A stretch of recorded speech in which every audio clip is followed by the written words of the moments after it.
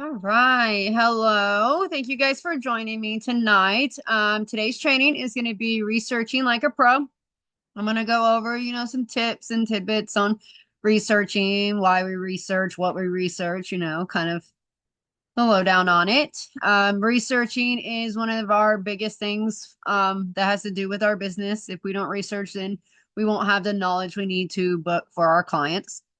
For those of you that don't know me, my name is Haley Watkins. I've been with the company for about a year and a half, maybe a little bit more. I'm a trainer, mentor, silver consultant, and travel advisor as well.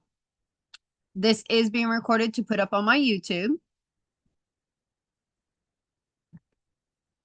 All right. So why do we research? We research to enhance our knowledge and to provide top-notch service for our clients.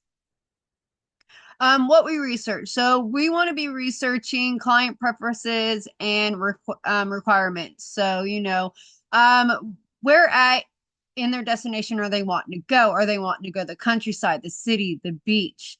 Travel dates and duration. How long are they going? What season are they going? Stuff like that. Budget, of course, is a big one. And then, to really create a personalized quote or trip for your client, you're going to need to know what is their purpose for traveling. Is it leisure, business, adventure, honeymoon? Are they wanting relaxing? Is it family? Knowing that will help you be able to search, accommodations that fit to those, as well as activities and stuff like that. The type of style kind of goes in with, the purpose of the travel. Is it, do they need it on a strict budget? Is it family friendly? Are they want cheaper or do they want something more luxurious? That will help you be able to provide more of an accurate quote for your client or more of a quote that they're looking for. Specific interests such as culture, food, shopping. What kind of activities do they like to do indoor, outdoor? Are they wanting something more relaxation, adventurous, stuff like that? Transportation options. If they're not driving themselves, then I like to give them a couple of different quotes, whether it's, rental car, train, flights, unless they, ask, say, hey, we want to fly. And then, I'll ask them, well, have you thought about taking a train? It's a little bit cheaper, a little bit different experience. Or I'll be like, what do you think about driving if it's closer? I'll also take into account, how long they're going to be gone and how far they're going, as well as to the advice that I give for the transportation. You also want to include in your quotes, kind of a little bit off topic, but you're going to want to include the prices for baggages and stuff like that on your quotes as well for the flights. Or at least, on the invoice, if maybe not the quotes. Local transportation. A lot of the bigger cities have public transportation that is cheaper. Rental cars, ride sharing, private transfers. I did a honeymoon and I gave them options for their private transfers, which is on a boat to their area, or there is a shared one. So shared ones are usually cheaper than the private, but some people do like that exclusivity to where, it's just them. And then, of course, if you have special needs, people in your groups, or, that is your client, whether it's wheelchair bound, hearing, um, seeing, stuff like that, you always want to take that into account when you're planning as well for them. I have a client that is power chair bound, so it kind of, you know, makes it difficult on certain areas, like they're wanting to go to the Gulf shores and they wanted a house on the beach. But being one of them being in a power chair, they're not able to get a beachfront house because all the houses available on the Gulf Shore that's beachfront are on stilts and they don't have a ramp or anything like that. They're all stairs. So they did have to move in the city more, but they have a pool with the vacation house they chose. So it kind of, smoothed over the fact that I'm not able to get them a beachfront. So accessibility is a big issue when you're working with people that have, that have disabilities like that. Accommodation options, a lot of time you don't have to research these different ones because they're going to tell you exactly what they want, whether it's a hotel, resort rental, a vacation rental, stuff like that. They might say give you a couple of them. So, go on there, bring up Google, research the different areas and what they have to offer. I usually do that before I jump on to one of my suppliers to book it. I see, what's in that area, what's real common in that area, or real popular, and then go from there. But like I say, if they're just wanting a hotel, then you kind of research what they've got to say about different hotels around there, and location is also a big one. Are they wanting to be close to the attractions that they're doing? Are they want to be close to the beach? Or they want to be in city? So that's a big deal too. I booked a cabin for a family of three for a weekend. They were wanting to go to Branson. Branson is in Missouri. I don't know if you guys know about Branson, but it's a big attraction around here in Arkansas and Missouri area. I know people drive a lot further away to come go to Branson. It's got Silver Dollar City and a bunch of other stuff.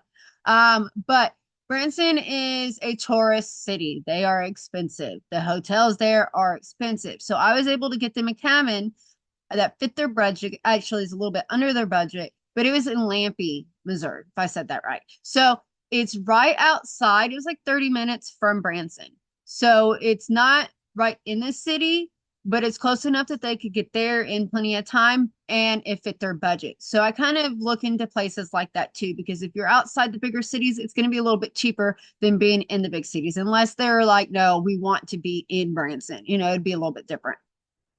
Wi-Fi's, is there free Wi-Fi? Is there free breakfast? Is it pet friendly? The amenities that come along with the hotels or the accommodations that you're booking for your clients. Now, the amenities will pop up on the supplier form underneath it when you're looking it up. So you don't have to really do a whole lot of research into that, but you do want to look into it when you're looking at the places. And I also include that stuff into my quotes. If you guys like at the end, I can kind of show you how I set up my quotes. But I put all the amenities that the supplier lists for that hotel so that they know what they're getting. Is there a pool? Is there a gym? Is the gym 24 hours? Is the breakfast free? Is it set to a certain time? Does it offer a barbecue grill and stuff like that? So, the reviews and ratings, I also put that on my quotes. They let them know. I don't do like all the reviews, but I do, is it a 4.8 out of 5? Or if it's out of 10, is it a 7.8 out of 10? I usually don't like to do ones that are under 8. I like to do the highest review ratings that I can. And then I also will put, is it a 2-star? Is it a 3-star? Stuff like that as well. And that's stuff you want to look into when you're booking for your clients. Inquiry and activities. What is popular in that area? What are the big landmarks? Is there any guided tours, excursions, or adventure activities? What's, the unique local experience? So, dive in a little bit into the culture, what they have, that based on that destination, their festivals, food tours, what's going on in that area at that time your client's wanting to go. You don't always have to book the activities through the supplier. You can, jump outside the supplier and then make that daily commission. But by charging a fee if you wanted added on, or you could just take the commission you get. But even if it's, free activities for them, because I know around here there's a lot of little festivals and stuff that they do that are for free, I put that on there. It'll take a little couple of extra minutes to throw up there on your quote. It's a little extra added on to your client. And then, of course, relaxation options, spas, beaches, retreats, stuff like that. And the stuff that you are looking into, like the activity wise, you want to base it off your client's preferences. Because, if your client doesn't want to go zip lining, why would you look into prices for zip linings or the best place to zip line when they're wanting like a relaxing, maybe a picnic, at one of the state parks or something like that would be more interesting to them. So you do want to, make sure that you've got what you're searching for that trip based off your customers' needs and wants. Travel documents and requirements. So this is big, especially if they're going outside of country, cruises, stuff like that. So you want to find out things. One second, I'm gonna mute you. Thanks. Sorry. Just a lot of background noise. But you want to look into what kind of travel documents do they need to travel where they're going. Is there any health restrictions or vaccination requirements? Is their passport valid? Their passport has to be valid for 6 months after the date they're coming back, if I'm correct. And I think most passports last about a year or so. I haven't really gone outside the country, so just let me know if I'm wrong on that. The weather and the seasonal considerations. Sorry, I cannot talk. This is a big deal. Especially if you're gonna do like I do camping. I do camping trips for people. It's one of my niches. We're a big camping family. Weather's a big deal, especially if they're wanting to do outside activities. You know, they need to know what the weather's going on. So what I like to do is I like to right before they leave, like, a few days before they leave, I'll text and say, hey, the weather's looking like da da da da da for your stay. And then that way they kind of, even if they check it themselves, it's still me giving that extra customer service to them and saying, hey, I'm out there, I'm looking out for you guys. Weather's looking good for your guys' trip. So you want to look into the seasonal things. So like, do they want to go skiing? They're better season to go skiing is winter. Are they wanting to go to the beach, but they don't want it hot? Then, fall would be a good time to go to the beach if they're not wanting to go in summer where it's really hot. So that's kind of what they mean by seasonal, along with the weather. And you can also look into the best times to visit that destination, like, Colorado, obviously for skiing is going to be better in the winter, but I think some might have open year round. But that's stuff that you would check into. And then it wouldn't hurt to have packing recommendations. So I don't have any for any of my clients except for the ones that go on cruises. I do have a cruising checklist to kind of help them because when you're on the cruise, you can't just go stop and get something and forget it. So I find a checklist is really helpful with them. It's just an added touch that, I'm personalizing and giving to my clients, to make them, value my service because I'm giving that extra touch.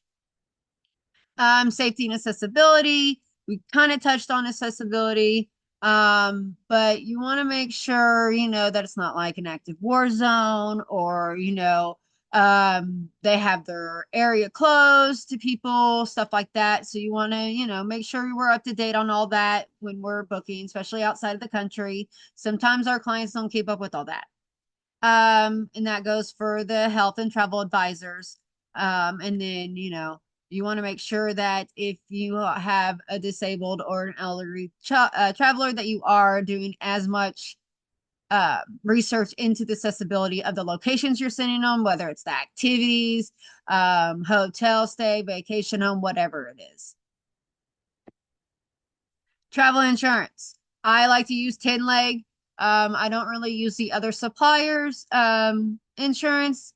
That's just because 10 leg, I think, offers better coverage and we get 17% commission with them.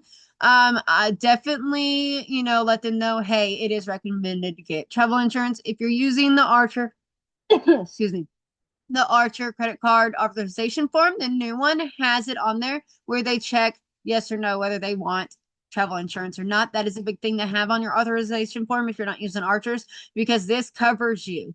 They can't come back and say, well, I wanted insurance. She just didn't charge me for it. This is your proof stating that they didn't want insurance. Local customs and etiquette that kind of goes into, the culture, what's going on in that destination, stuff like that.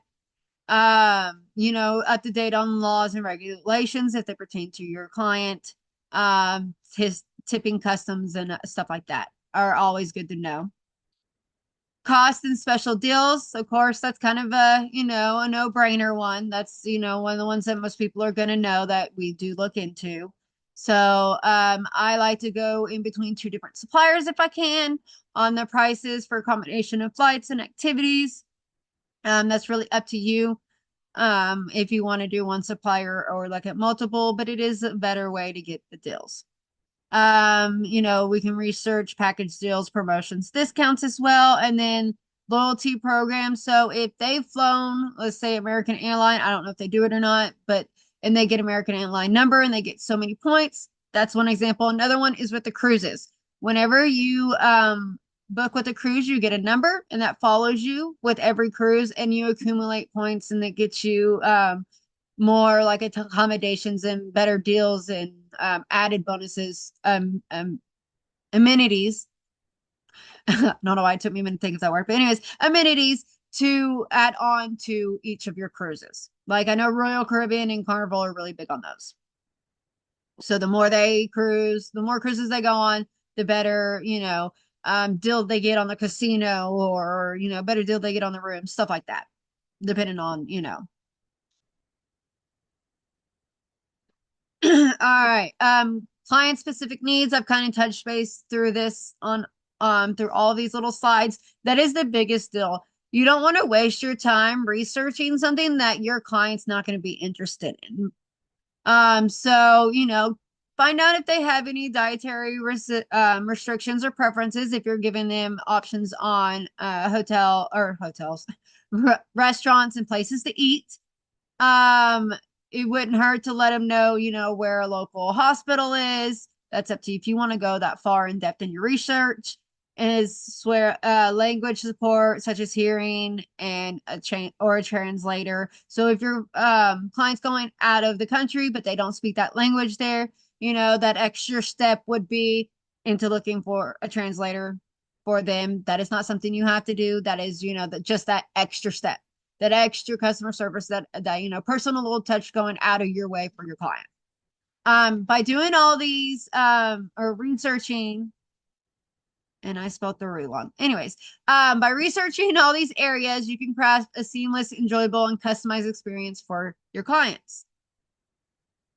So let's go over some tips real quick. Um, if you subscribe to industry newsletters, they're going to give you up to dates on trends, airline updates, requirements, new attractions, stuff like that. Linking up with the suppliers. They'll send you promotion deals and stuff just like this as well. I know Disney is a big one. They're always sending up to dates. You can use those for your social medias and to let your clients know as well. You can also look for destination Pacifics through tourist boards, websites, travel blogs, guides, stuff like that. There is travel sites as well that you can go on to that will have, reviews and stuff like that on not only accommodations and activities, but on destinations as well. You can do industry newsletters, so newsletters for, the airlines and stuff like that, which that kind of dips more into, your suppliers as well. Utilize social media. Social media is big right now. You can find all kinds of information on destinations, on what's going on in that destination, what's the new trends, stuff like that. So it doesn't hurt to, pull up TikTok or Facebook and do a little research on the place your clients want to go. Or if you're wanting to, get some material for your social media, that's another one. Dive into information about our different suppliers that you can post. And what's going on in certain destinations as well. One month I did where I would do one day and I do 2 posts a day and I do one engaging and then one promoting. And I would do a mock booking and then an engaging post. And then the next day, I would do something that was on the destination of that mock booking. So if I chose to do a sandals mock booking, I would do something on, something that to do with the culture or what was going on at that time of that mock booking for that place. So you can do that as well.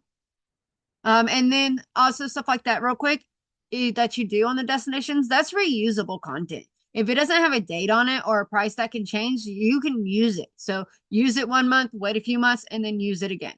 So it kind of saves up on that time of making the content if you've already got it made. Connect with local experts. We got people with our suppliers as well that you can reach out to. Check into the local tour guides, the transportation providers, anybody like that that you can reach out to. And then you can do recommendations. You'll be more knowledgeable, is what I'm trying to say, for your recommendations when you're talking to your client and you're sitting there trying to sell that booking.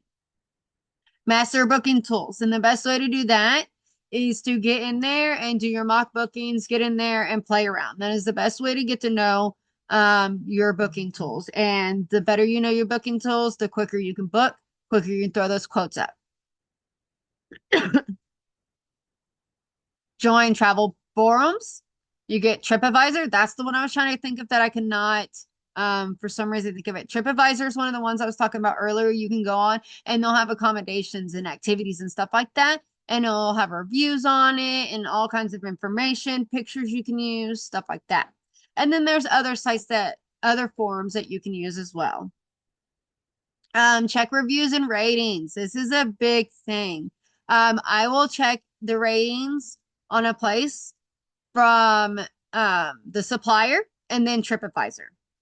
I don't just do one. I look at both reviews and I'll take into account what they have to say. Yelp's another good one, Google Maps, any trusted providers that you can find on the web that can give you reviews.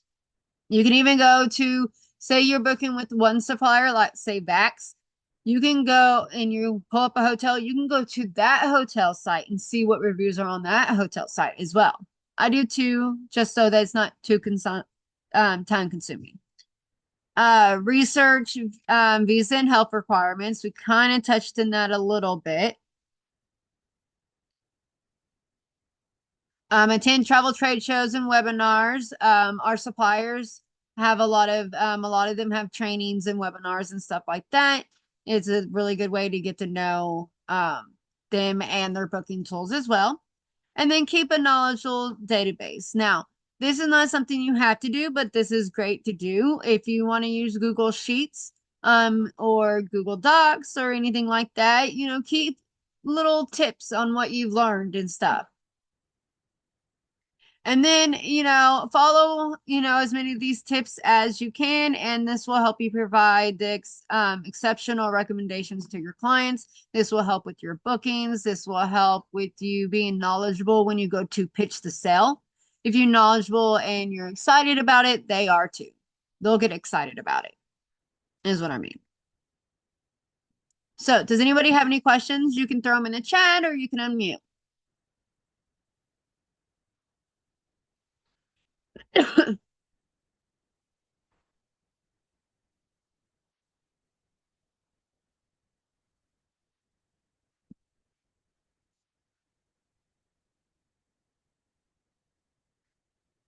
Any questions? And I know there's at least one or two people that come in late. This is being recorded and I will throw it up on my YouTube either tonight or tomorrow. All right. Well, I'm not seeing any questions, so I'm going to stop the recording. Thank you again for joining. If you're watching this recording, thank you. And don't forget to like and subscribe, and that way you have access to all my other trainings.